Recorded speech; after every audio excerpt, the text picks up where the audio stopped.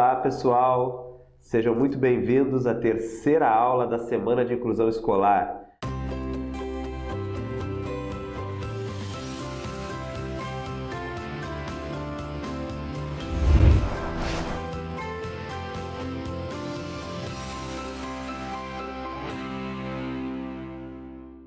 Está sendo fantástica essa semana, milhares de comentários aqui embaixo, todo mundo deixando aí não só a sua opinião e a sua dúvida, mas também a sua participação com comentários, com dicas de estratégias, contando um pouquinho da sua experiência, cada um na sua cidade, cada um com a sua vivência, com as dificuldades encontradas em cada uma das regiões aqui no país, mas de uma forma geral nós conseguimos perceber algumas, digamos assim, algumas dificuldades que aparecem mais, né? E a gente vai estar falando mais sobre elas, principalmente na próxima aula, que será uma aula ao vivo, tá? Então hoje a gente vai falar sobre análise do comportamento aplicada. Já falei um pouquinho sobre a inclusão, sobre os primeiros passos de quando eu recebo um aluno com autismo. Depois eu falei sobre currículo adaptado, estratégias para adaptar os currículos. E agora nós vamos falar como fazer a inclusão no dia a dia, tá bom? Mas de antemão eu já deixo um convite para você, tá? Você que está nos acompanhando até aqui, não deixe de assistir a última aula, que será no dia 7, anota aí, tá? Dia 7, às 8 horas da noite, 20 horas, eu estarei ao vivo na quarta e última aula dessa semana para a gente encerrar com chave de ouro, tirando todas as dúvidas de vocês, tá bom? E como vocês sabem, depois dessa semana nós estaremos entrando aí no curso Masterclass de Inclusão Escolar. Então, se você tem interesse em participar do curso, você pode deixar seu e-mail lá embaixo, que a gente vai passar todas as informações. E nessa aula ao vivo, nesse live, eu estarei trazendo uma grande oportunidade para quem quer participar desse curso, tá bom? Estarei trazendo algumas dicas e algumas questões que vão ser exclusivas aí para quem estiver assistindo o vídeo. Então, quem estiver ao vivo comigo terá uma oportunidade um pouquinho diferente de participar desse curso aí de mais de 80 horas, com muito conteúdo, que eu tenho certeza que muitos de vocês vão ter o interesse em ir além, tá bom? E para vocês que estão aqui na Semana da Inclusão, vamos focar agora na análise do comportamento aplicada. O que é isso, gente? A famosa aí terapia ABA, né, que é conhecida na área do autismo, ela é uma ciência que é uma divisão da psicologia, mas que inclui outras ciências também e que estuda o comportamento humano. Então eu vou estar falando um pouquinho sobre ela aqui, tá? Principalmente para tirar as dúvidas de vocês nas principais áreas que as queixas vieram, tá bom? Então nos acompanhe aqui, vamos lá.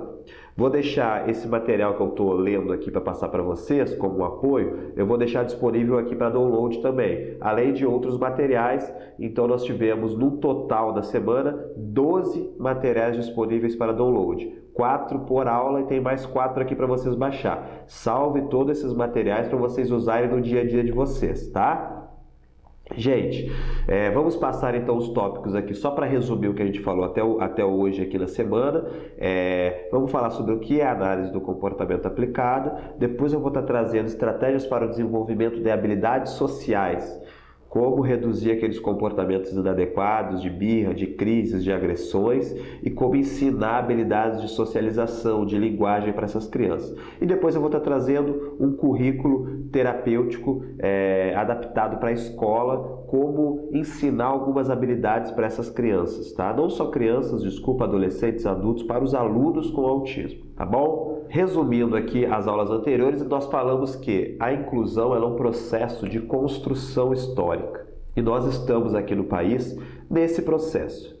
Assim como outros processos aqui do Brasil, ele foi espelhado em outros modelos, né? Por exemplo, a luta antimanicomial, que fechou os hospitais psiquiátricos aqui no Brasil e deu origem aos CAPs, é um modelo baseado lá no Basaglia, na Itália, que foi transportado aqui para o Brasil. A inclusão escolar também é um modelo copiado de países europeus e nós estamos engatinhando aí nesse processo, um processo de reduzindo as escolas especiais e tentando, na medida do possível, incluir o máximo de alunos em escolas regulares com as flexibilizações, de forma que a escola seja para todo mundo. Então nós estamos engatinhando nesse processo por quê? Porque as coisas não foram muito bem planejadas, digamos assim, não foi se dado um apoio necessário com capacitação, com mudança na estrutura e mudanças em paradigmas, tá bom? E a Semana da Inclusão veio aí para deixar uma sementinha plantada em cada um dos quase 25 mil participantes que estão aqui, para que cada um na sua cidade leve essa informação e a gente continue nesse processo de construção, pelo menos acelerar ele um pouquinho, tá bom?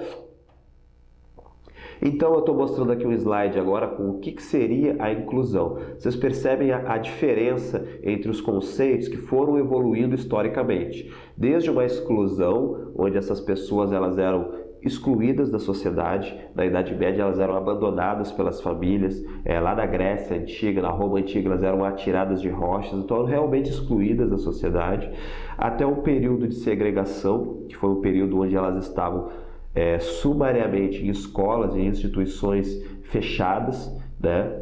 Instituições como manicômios, hospitais psiquiátricos e escolas especiais, e você não via essas pessoas na sociedade. Depois passamos por um período de integração ou inserção, que é um período que ainda nós estamos nessa transição hoje, que é as pessoas começarem a frequentar os ambientes, mas ainda numa situação à parte, numa sala de recursos, fora de sala de aula. Então ainda não uma inclusão, que seria o mesmo espaço se apresentando de uma forma que todos pudessem ficar nele, tá bom? E o que a escola visa ensinar para um aluno com autismo? Como eu já falei nas outras aulas, não é só questões acadêmicas, tá bom? Então eu tenho uma lista aqui das principais coisas que a escola deve ensinar para um aluno com autismo. Habilidades sociais, eu vou falar delas mais profundamente daqui a pouquinho. Redução de comportamentos inadequados é papel também da escola. Vamos supor que um aluno ele entre na escola e quando ele entra na sala de aula ele começa a jogar as coisas no chão, ele começa a jogar papel no chão, ele começa a querer sair de sala e aí parte para cima de alguém até de uma forma mais agressiva para conseguir o que quer. Por mais que a gente saiba que o papel principal para lidar com esses comportamentos é da família, de ensinar essas habilidades para as crianças, nós não podemos fazer essa divisão e não passar também esse papel para a escola, para que a escola possa contribuir para a redução desse comportamento, porque senão a escola não consegue exercer o papel dela. Se uma criança está apresentando esses comportamentos, como que nós vamos ensinar outras questões para ela? Então é sim também o papel da escola ajudar a reduzir esses comportamentos inadequados, tá? A comunicação e a interação, redução de estereotipias, né? Na medida que nós formos trabalhando outras questões, as estereotipias elas vão reduzindo, aqueles comportamentos repetitivos que pode ser o se balançar a cabeça, correr na volta dos pés. Atividades de vida diária, que são atividades de autonomia, que também está no currículo funcional que eu deixei aqui na aula passada. A escrita, a alfabetização e os demais conceitos acadêmicos. Então, tudo isso seria papel da escola e não só conceitos acadêmicos, tá bom? Mas vamos falar de análise do comportamento aplicada agora. Gente, a análise do comportamento aplicada, ela visa estudar a nossa influência no comportamento das pessoas. Então, basicamente, é assim. Tudo que acontece com a gente hoje vai influenciar na nossa personalidade, de forma que alguns comportamentos vão ficar mais fortes ou mais fracos nessa personalidade, nesse repertório comportamental. E aí a gente vai, a partir dessa influência, ter aumentada as chances de um comportamento ocorrer de novo ou diminuir as chances de um comportamento ocorrer de novo. Então a análise do comportamento ela estuda as influências em 3 áreas. Os determinantes filogenéticos, aquilo que é biológico, que é inato, aí estaria aí o espectro autista, mas nós não somos só isso, nós somos as influências ontogenéticas, tudo aquilo que é da nossa história de vida, então a construção da nossa história de vida, as relações, o que nos foi ensinado, os exemplos e questões sociais e culturais que influenciam, como por exemplo está influenciando essa mudança cultural da inclusão escolar nos últimos anos. Então nós somos reflexo de tudo isso. E aí a análise do comportamento visa estudar essas relações para ajudar essas pessoas, tá bom? Vou trazer uns exemplos para vocês que eu acho que vai ficar mais fácil para vocês compreenderem o que eu estou falando, tá? Porém, não é um conceito fácil de aprender assim tão rápido. Então, sugiro que vocês vão além, busquem mais conhecimento, busquem estudar sobre análise do comportamento. É a base que eu sigo e a base de toda essa metodologia que eu estou apresentando para vocês. Então, até se vocês quiserem algumas indicações de livros depois principalmente para quem não vai fazer o Masterclass, porque quem for fazer o curso tem alguns módulos bem aprofundados sobre a análise do comportamento, mas principalmente para quem não for fazer, peçam algumas dicas de livros para pelo menos vocês, por conta própria, ir se aprofundando um pouquinho mais, tá bom? Dá uma olhada nesse quadrinho aqui, vê se isso não é comum na vida de vocês. Vamos lá.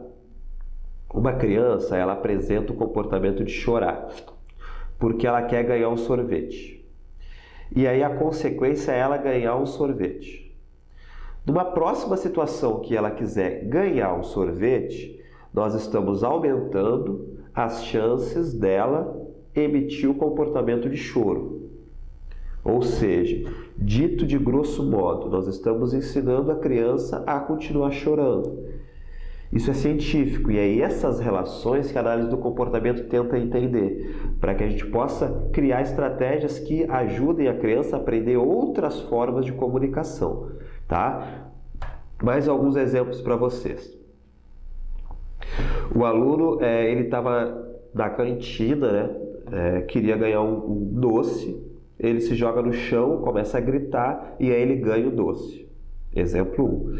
Nós estamos aumentando as chances de, na próxima vez que ele for na cantina e quiser um doce, ele se jogar no chão e gritar. Nós estamos ensinando ele a se comunicar dessa forma, mesmo não querendo, né? Ninguém quer ensinar a criança a pedir as coisas gritando e chorando, acredito eu, né? Mas muitas vezes é o que está acontecendo sem saber. Por isso que é importante o conhecimento e por isso que não existe inclusão sem capacitação, tá? Outro que é muito comum, tá? Estava na porta da escola, a criança, o aluno se jogou no chão e começou a gritar. A consequência disso, como ele estava gritando, estava em crise, ele não foi para a escola. A gente está ensinando para ele que na próxima vez que ele não tiver a fim de ir para a escola, ele tenha que se jogar no chão e gritar. E eu não estou dizendo isso, gente, para dizer que não pode dar doce para a criança, para dizer que não pode ceder quando a criança fizer isso. Não, não é isso. Aqui nós estamos ainda estudando as relações, para depois traçar as estratégias. Tá? Então, vou dar mais um exemplo e depois eu vou dizer exemplos de estratégias que a gente poderia traçar aqui. Tá? Mais um exemplo, a mãe estava conversando com outra pessoa, pode ser a professora também, tá? A criança jogou-se no chão e gritou, querendo a atenção da mãe, e a mãe olha para a criança dando essa atenção. Estamos ensinando a ela a pedir atenção dessa forma, tá? Quando a gente tem esse mapeamento, nós começamos a fazer as estratégias. Por que lá na primeira aula eu enfatizei muito a relação da escola com a família? Você acha que é fácil passar isso para um familiar? Vocês acham que é fácil sentar na frente de uma mãe e dizer: olha mãe, da forma como você está fazendo, você está ensinando o seu filho a chorar, a gritar. Vocês acham que é fácil? O que vai acontecer se eu disser isso de uma forma simplista? A mãe não vai ouvir, vai me xingar, vai brigar, vai dizer: olha, você não, a educação do meu filho cuido eu. Simples assim, né? Por quê? Porque primeiro essa família ela tem que entender que não é o que você está achando, é o que você está percebendo através de uma estratégia científica. Segundo, essa família ela não pode de forma alguma se sentir julgada. Você não está fazendo essa análise para julgar a família. Você está fazendo essa análise para ajudar a criança. Então você tem que passar essa informação de uma forma que a família entenda que você não está julgando ela e que você também está no processo de aprendizagem e que é o melhor para que o aluno vá aprendendo. Terceiro e mais importante, você não pode só criticar o comportamento da família. Você precisa dar uma alternativa para esse comportamento. E quando essa alternativa acontecer, você precisa valorizar isso para a família. Ó pai, ó mãe, gostei, agora tá bacana, ele tem até mudado já aqui na escola. Por quê? Porque é essa motivação que vai fazer outras mudanças acontecerem. Isso só vai ser possível se a relação escola, família, terapeuta estiver muito consolidada. Por isso que eu bati muito nessa tecla lá na primeira aula, tá bom? Quem não assistiu a primeira aula, pausa aqui, dá uma assistida lá, porque não adianta ter essas informações e não ter o carinho e a empatia para passar essas informações para quem é de direito, tá? Vamos lá. Que estratégias a gente poderia estar traçando? Por exemplo, a criança estava na porta da escola, ela se jogou no chão e gritou. A primeira pergunta que eu preciso fazer: por que ela não queria entrar na escola? Então eu vou passar a fazer a função de investigador. Eu vou tentar entender qual é a aula que ela tinha, eu vou tentar entender quem é a professora, se mudou, se não mudou, eu vou tentar entender o que aconteceu em casa antes, eu vou tentar entender se isso é todos os dias que está acontecendo, ou é em determinada aula, ou é quando o pai viaja, ou é quando tem visita em casa, o que acontece que aumenta as chances dela não querer ir para a escola, para eu tentar influenciar esses antecedentes, ou seja, tentar trabalhar com esse ambiente para que a gente diminua, né, esses momentos, ou seja, a gente já está preparado para um dia que talvez ela não queira entrar muito, para traçar uma estratégia com a mediadora, por exemplo, da mediadora receber nesses dias a criança com um brinquedo que ela gosta, e aí a gente está ali estimulando ela a querer entrar, tá? Já sabendo antecipadamente que naquele dia ela não vai estar bem, tá? Então é importante investigar. Ela se joga no chão e grita. Nesse momento é a hora da gente ensinar uma alternativa para ela. Olha, não é assim que você pede, que você não quer entrar. Como que pede? Aí vai depender do nível da criança, como que você vai ensinar. Tem autistas que você vai ensinar de forma mais verbal, só um pouquinho mais direta e sem muita enrolação verbal, tá? Tem outros alunos que você vai precisar usar as histórias sociais. Então eu vou estar disponibilizando aqui também um conjunto de histórias sociais para vocês usarem com os alunos de vocês, tá bom? Eu vou deixar disponível aqui agora. São várias situações que eu vou falar mais na frente o que são histórias sociais, você já pode fazer o seu download aí, tá? E em terceiro lugar vem a consequência aqui. Eu preciso quebrar essa relação. Eu preciso não deixar a criança aprender que dessa forma ela consegue o que ela quer. Então não tem jeito. Nesses momentos a gente não vai poder ceder. Mas a gente pode ensinar a alternativa e aí é ceder para a alternativa. Por exemplo, a criança se jogou no chão e gritou porque ela quer um sorvete. Eu posso ajudar ela a levantar, falar para ela apontar para o sorvete, ou pegar um cartão do sorvete e entregar, ou falar sorvete, ou pedir por favor, vai depender do nível de cada criança. E aí depois que ele pediu da forma adequada, aí eu valorizo, eu entrego o sorvete, tá? Se for alguma coisa que a gente não pode ceder, aí ela vai ter que ir aprendendo a lidar com a frustração mesmo.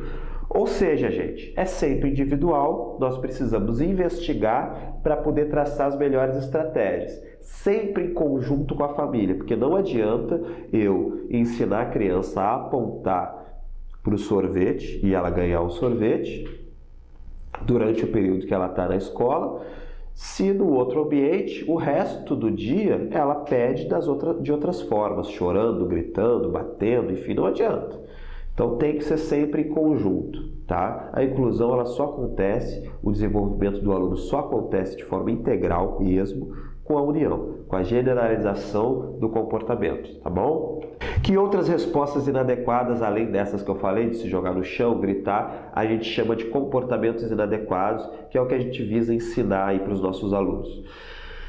Chorar, gritar, se jogar no chão, espernear, comportamentos autolesivos, como machucar a si mesmo, bater com a cabeça no chão, se roer, se morder, agressões, machucar o outro, ou as estereotipias, quando as estereotipias estão muito acentuadas, né, elas podem passar a ser consideradas comportamentos inadequados também, tá? Porém, a gente sabe que até um certo ponto elas precisam ser respeitadas, porque é uma forma também do autista se autorregular. E às vezes ele aprende balançando a cabeça. Então, deixa ele balançar a cabeça. Tá? Então, aqui eu resumo mais ou menos essas estratégias que eu estou passando para vocês. A gente precisa fazer essa chamada análise funcional. A gente vai pegar assim, a queixa. Qual é a queixa? A queixa é aquilo que a gente percebe do aluno. Vamos lá. Olha, Fábio, ele fica correndo em sala de aula. Fábio, ele joga as coisas no chão quando ele não quer fazer atividade. Fábio, ele bate na escola. Isso é a queixa. E a gente vai tentar investigar o porquê que isso está acontecendo. Então nós vamos tentar entender os antecedentes, quando que isso acontece, na presença de quem, se é na frente de todo mundo, se é em determinado horário, o que aconteceu antes que frustrou ele, para a gente estar compreendendo o que está evocando esse comportamento. Nós vamos tentar entender qual é o comportamento, que é essa ação mesmo, né? E nós vamos entender o que acontece depois, que pode estar mantendo esse comportamento, pode estar aumentando as chances dele continuar acontecendo, tá? Geralmente o comportamento ele tem 4 funções nesses casos. Ou é para chamar atenção, ou é para ganhar alguma coisa, ou é para se escapar de alguma coisa que ele não quer fazer, ou é por alguma questão sensorial, alguma questão que por si só já dá prazer, já alivia a tensão dele, né? Por exemplo, a estereotipia geralmente tem um caráter sensorial forte, né? Questões de escape, o aluno está super muito chato, ele está achando a aula muito chata, ele está num ambiente muito caótico, ele quer sair da sala e aí ele começa a levantar, a correr de um lado para o outro e aí ele sai de sala. Ele está aprendendo que ele precisa agir dessa forma para sair de sala. E aí o que a gente vai fazer enquanto estratégia? Nós podemos, por exemplo, pegar um cartãozinho de intervalo, deixar com a mediadora e quando a gente perceber que ele está quase ficando muito agitado, a gente fala para ele pegar o cartão e pedir para sair. E aí a gente tira ele 5 minutos para ele se autorregular, descansar, brincar um pouquinho lá fora e aí ele retorna. Nós estamos ensinando ele a pedir de uma forma muito mais funcional do que ficar correndo pela sala, tá? Então, basicamente, o que nós precisamos fazer? Deixar de reforçar, que é o termo técnico, né, comportamentos inadequados. Se a criança pede de uma forma inadequada e funciona, ela vai continuar pedindo dessa forma e não tem por que mudar, ela só muda quando deixa de funcionar determinado comportamento. O que nós nascemos sabendo fazer? Chorar e gritar. Se isso continuar funcionando, principalmente com pessoas que têm dificuldade de socialização e de linguagem, nós vamos continuar usando isso para nos comunicar. Então a gente precisa ensinar uma outra habilidade, mas essa tem que deixar de funcionar, tá? E aí nós vamos ensinar essa outra habilidade, e aí vai depender de cada aluno, porque crianças neurotípicas nós fazemos isso também, só que a gente pede para elas pedir de uma maneira mais acentuada. Pede por favor, pede muito obrigado, levanta, pede desculpas. Com as crianças com autismo a gente vai fazer isso no nível dele. Então tem criança que a gente vai usar um cartão, tem criança que a gente vai falar para ele pedir o que ele quer, tem criança que a gente vai pedir para ele apontar só. Então aos poucos a gente vai traçando estratégias. Quando esse comportamento ocorre na rotina do aluno, aí nós vamos valorizar, reforçar esse comportamento adequado. Então ele pediu para ir lá fora, bacana, além de deixar ele lá fora, a gente vai elogiar muito ele, nós vamos dizer o quanto nós estamos felizes, nós vamos mostrar lá o rostinho feliz para que ele possa entender que, bom, dessa forma é muito melhor do que da outra. E aí essa forma vai ficando mais forte na personalidade dele e a gente vai diminuindo as chances de ocorrer a outra forma. Então é uma mudança de comportamento. Nós vamos valorizando uma outra alternativa e essa que está da personalidade mais forte vai reduzindo a frequência até que uma substitua a outra. Isso se chama aprendizagem. Tá bom? Algumas estratégias que nós usamos então para ensinar essas habilidades sociais, eu estou deixando aqui para vocês, tá? Histórias sociais, que eu falei, eu deixei aqui algumas delas para vocês baixarem, tá? O conteúdo também é exclusivo nosso que a gente criou, tá? Temos uma aqui que está aparecendo na tela, que é morder não é legal. Nós vamos usar se a criança tem algum comportamento de morder na escola. Nós vamos ensinar para ela, através de imagens, que morder não é legal. E aí nós vamos ensinar uma alternativa e valorizar essa alternativa para ela. O visual, isso é regra geral, tá, gente? O visual ensina muito mais do que o verbal para os alunos com autismo. Então nós precisamos muito desse apoio de fotos, de imagens, de vídeos, tá? E as histórias sociais nada mais são do que isso, tá bom? Temos aqui também do lado a rotina. Ociosidade e ansiedade são as piores situações para os alunos com autismo. Geralmente geram comportamento de birra, comportamento agressivo e estereotipia.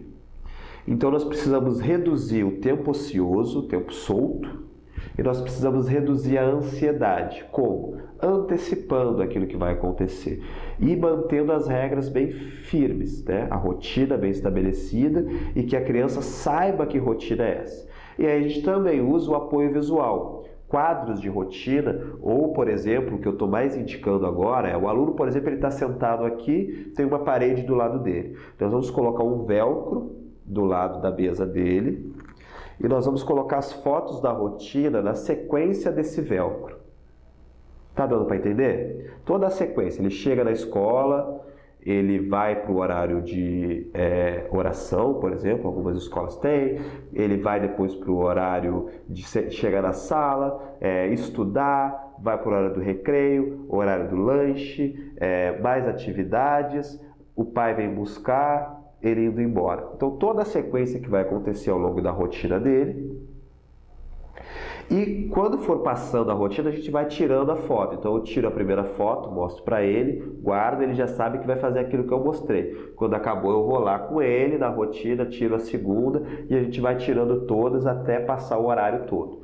Esse apoio visual, com o tempo, tá? Porque no começo ele não vai aceitar tão bem, porque ele vai querer fazer a rotina dele. Mas com o tempo ele vai entendendo e vai até cobrando que essa rotina seja feita. Isso vai diminuindo muito o comportamento inadequado, vai acalmando ele, vai deixando ele pronto para aprender, tá bom? Então é muito importante essa rotina estabelecida como está aqui. Aqui, nessa imagem, está mostrando, ao invés de ser na horizontal, está mostrando na vertical. O que acontece? Tenho percebido, né, apesar de não ter lido nenhum artigo científico que estude isso ainda, mas eu tenho percebido com alguns alunos que na vertical eles têm a tendência maior a querer seguir aquilo que está na altura dos olhos deles. Então, quando você diz para ele que ele tem que fazer o que está lá em cima e ele está vendo que na altura dos olhos ali tem uma outra foto, ele quer fazer aquilo. Então eu tenho sugerido a fazer, ao invés de fazer nesse sentido, fazer na horizontal, sempre na altura dos olhos. Então todas as figuras estão na altura dos olhos dos alunos e ele vai começar sempre da esquerda para a direita, tá?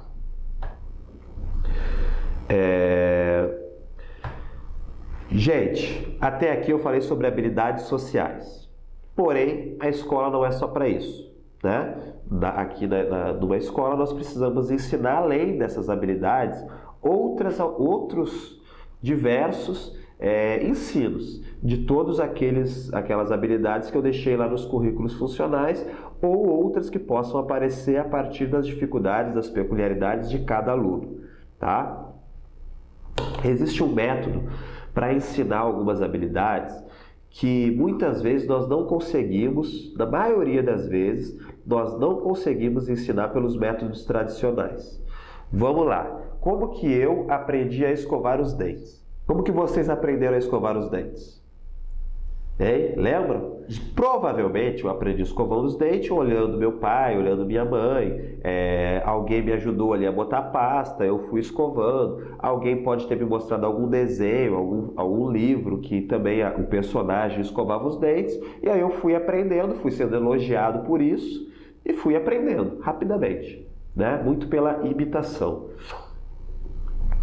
Para a grande maioria das crianças com autismo, tirando aí os autistas Asperger, que têm um pouco mais de facilidade nessa autonomia, aprendem mais facilmente essas questões de autonomia, mas a grande maioria do espectro, essa tecnologia, esse método de ensino não vai funcionar muito bem, porque eles não têm essa facilidade para olhar o ambiente social e imitar o comportamento.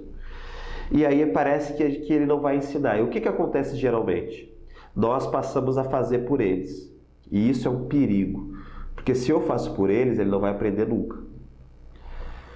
Se todos os dias eu fizer por ele, ele não vai aprender. E lembre-se sempre que a capacidade de aprender dele não pode ser questionada. Ele pode aprender, só que ele pode aprender de uma forma diferente no tempo dele. Como que nós vamos ensinar então? Anotem esse termo até para vocês pesquisarem mais a fundo, tá? Método das tentativas discretas. O que é isso? É um dos métodos dentro da análise do comportamento aplicada que visa ensinar os alunos, sempre dividindo um comportamento mais amplo em pequenas partes, ajudando a criança, o aluno, o adulto a fazer cada uma dessas partes e valorizando sempre o acerto, seja com elogio ou seja entregando algum item, algum brinquedo que ele goste muito. Por isso que eu foquei lá na primeira aula que nós precisamos conhecer o aluno e saber quais são os itens de interesse dele. É aí que entra a participação da família, tá? A família nos dizer o que ele gosta, para a gente estar podendo trazer isso para o ensino. Então eu vou falar aqui, já que eu usei o exemplo do escovar os dentes, eu vou dar um exemplo do escovar os dentes. Como que nós poderíamos ensinar?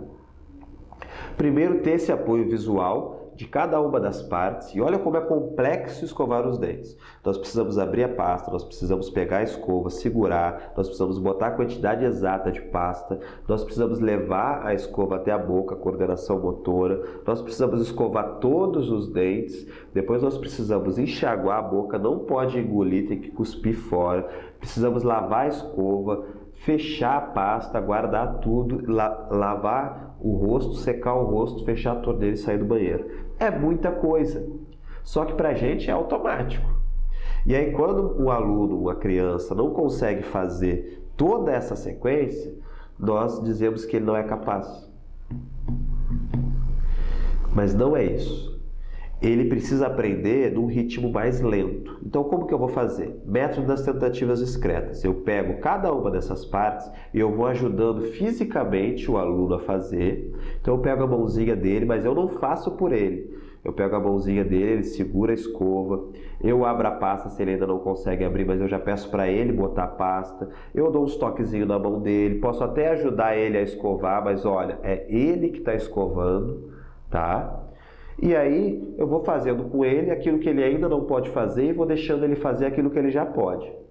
E gradativamente, dia após dia, eu vou reduzindo a minha ajuda física e vou elogiando os avanços. E aí ele vai aprendendo, tá bom? É totalmente diferente do que eu sempre fazer por ele, certo? Se eu sempre faço por ele, ele não vai aprender nunca. Se eu faço junto com ele, vou reduzindo a ajuda física, lá na frente ele vai fazer sozinho, tá?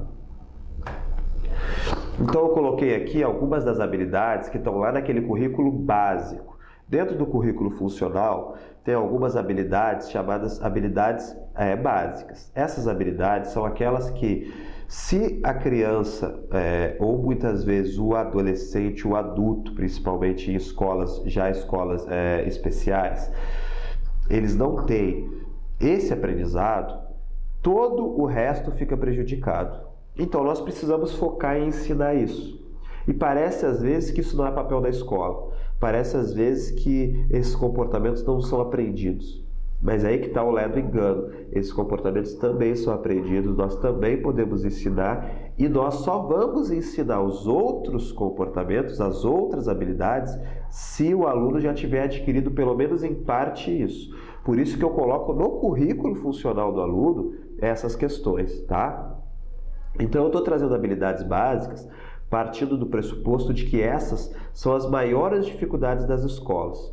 Quanto mais o nível de autismo é mais leve, né, menores são as dificuldades de ter que adaptar. A gente precisa adaptar menos. Então, com uma criança com autismo mais clássico, mais severo, as dificuldades são maiores e são essas habilidades que eu estou trazendo aqui para vocês hoje.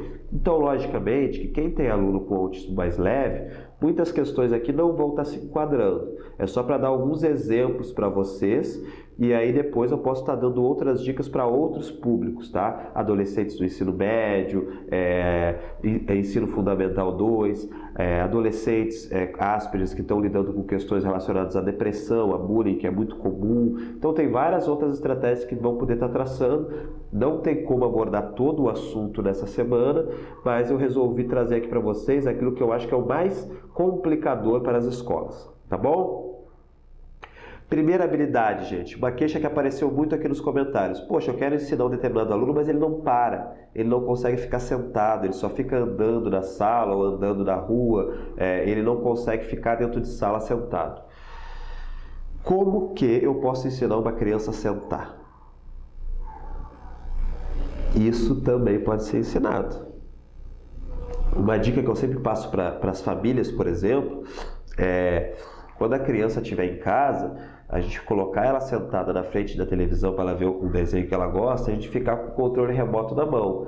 Quando ela levantar, você pausa o desenho, pede para ele sentar de novo, ajuda ele a sentar, elogia por ele ter sentado e liga de novo. E fica ali, sempre que ele sentar, você faz isso. Pelo menos uns 15, 20 minutinhos por dia.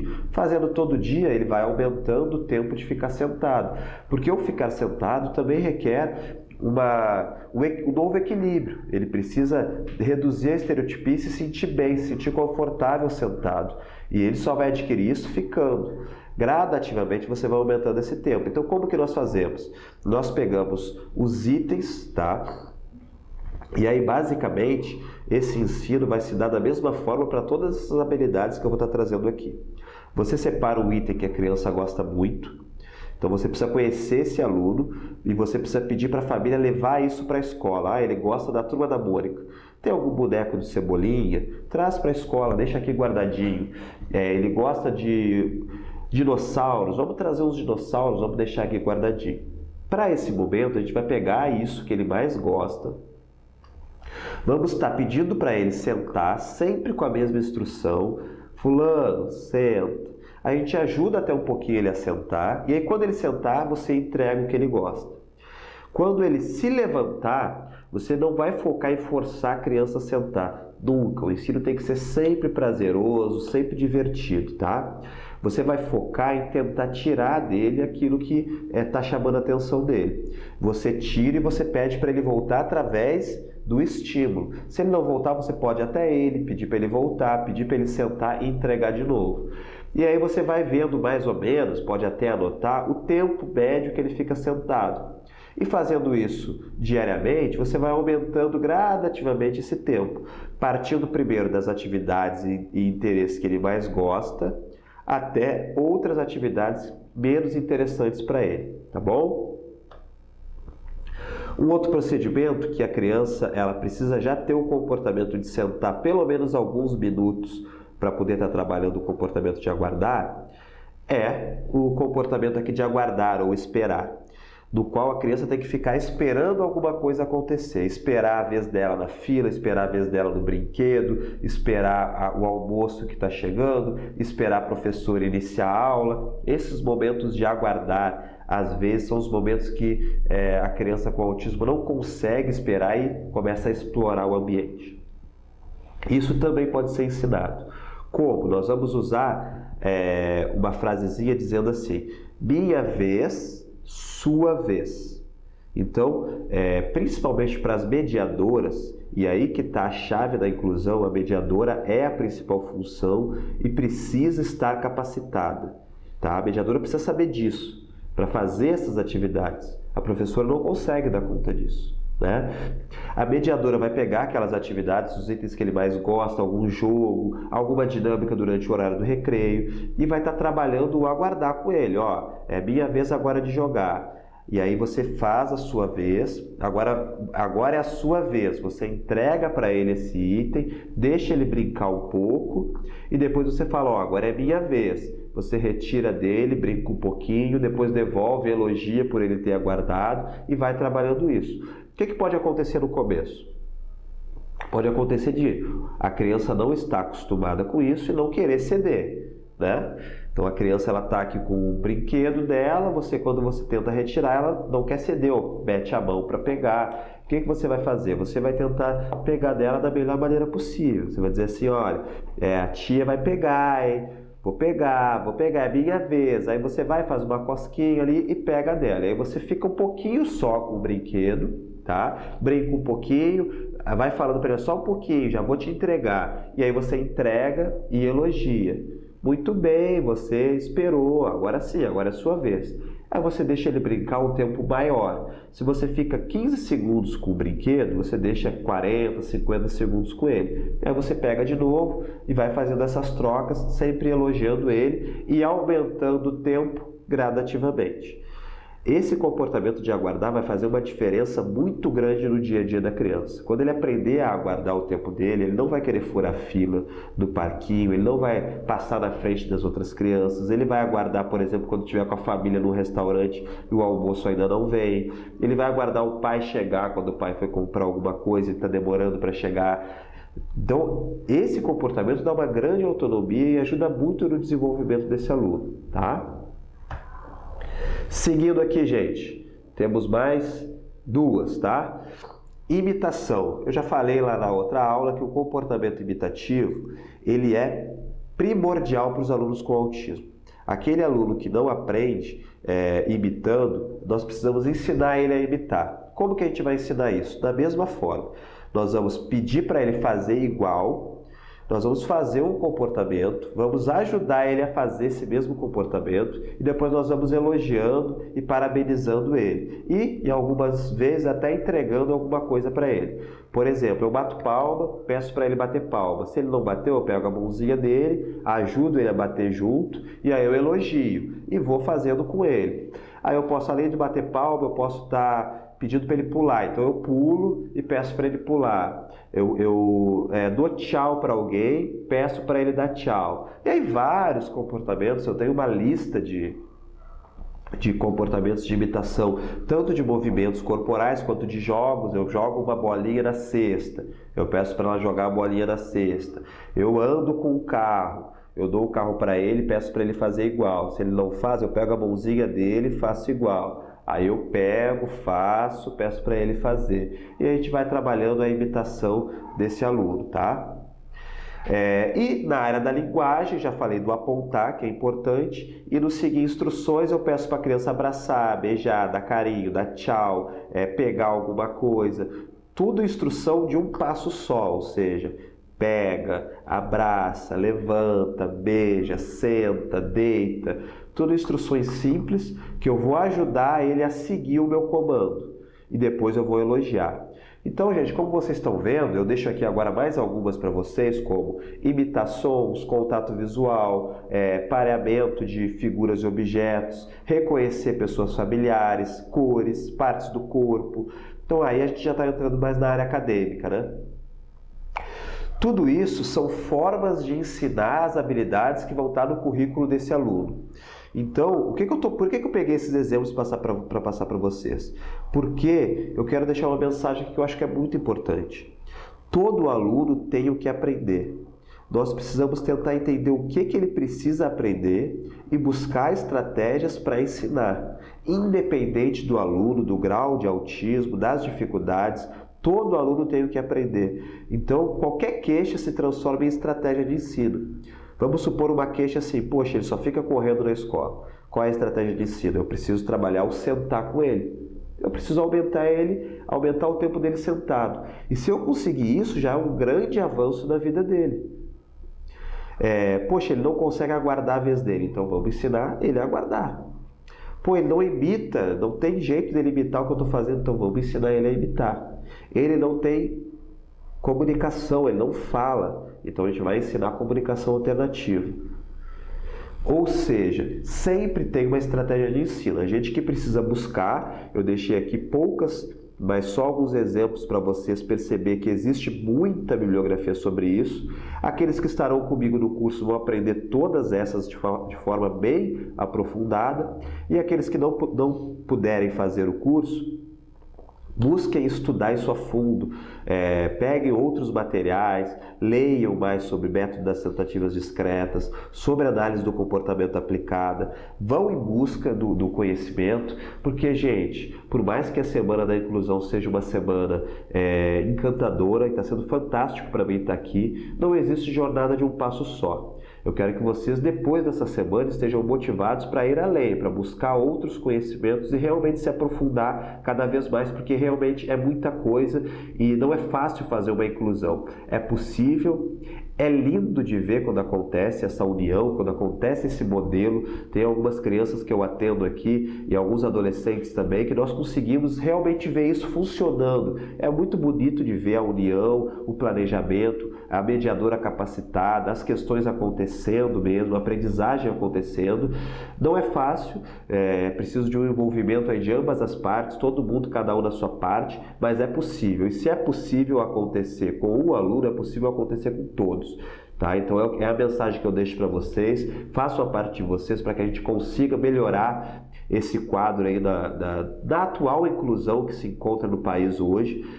Eu estou fazendo a minha parte aqui, me dedicando inteiramente essa semana a deixar muito conteúdo aqui para vocês. Não é fácil construir um evento desses, e podem ter certeza que tem muitos custos também, com site, com edição de vídeos, mesmo tendo esses custos, além de todo o conhecimento de tempo que eu estou aqui me dedicando, não passei nenhum desses valores para vocês, fiz de tudo para manter o evento 100% gratuito, para que possa chegar ao máximo de pessoas possível. Sigo o meu coração, é o meu coração que me direcionou para isso. Então eu fico muito feliz com cada um dos comentários, espero que até aqui vocês estejam gostando e faço mais uma vez um grande convite. Dia 7, às 8 horas da noite, eu estarei aqui para responder todas as dúvidas de vocês. É a hora de realmente aprofundar, trocar informações. Vamos participar dessa aula, tentem fazer um esforço para estar acompanhando ao vivo. Quem não puder, depois eu vou disponibilizar o vídeo aqui no ambiente virtual. Mas quem puder acompanhar ao vivo, tem uma troca muito maior, vai estar podendo ter as suas respostas na hora lá, eu vou estar disponível para receber vocês, tá? Quem não puder, tenta assistir depois aqui, porque a Semana da Inclusão vai ficar por tempo limitado no ar. Provavelmente semana que vem ela já vai sair do ar, então quem não puder aí assiste rapidinho para pelo menos ter esse conhecimento e baixar todos os materiais. Tá bom, gente? Dia 7, então, aula ao vivo, vou avisar todo mundo por e-mail, mas já estão convidados. E nessa aula também, durante essa aula, eu vou estar falando um pouquinho mais também sobre o Masterclass, que é um curso que abre as inscrições no dia 7, deixando o convite para todo mundo e com uma oportunidade única para quem estiver assistindo ao vivo. Quem não assistir ao vivo já vai perder aí essa oportunidade, tá bom? Vou disponibilizar lá no dia 7 ao vivo para todo mundo. Gente, muito conteúdo, né? Essa aula foi até um pouquinho mais extensa que as outras. Deixo aqui o meu muito obrigado, meu agradecimento de coração para cada um de vocês. Podem deixar aí seus comentários, continuar comentando, continuar deixando as suas dúvidas, que eu e a minha equipe vamos continuar aqui quase que virando a noite para conseguir responder às milhares de pessoas que estão aqui participando. Vejo vocês lá no dia 7, um grande abraço e até mais.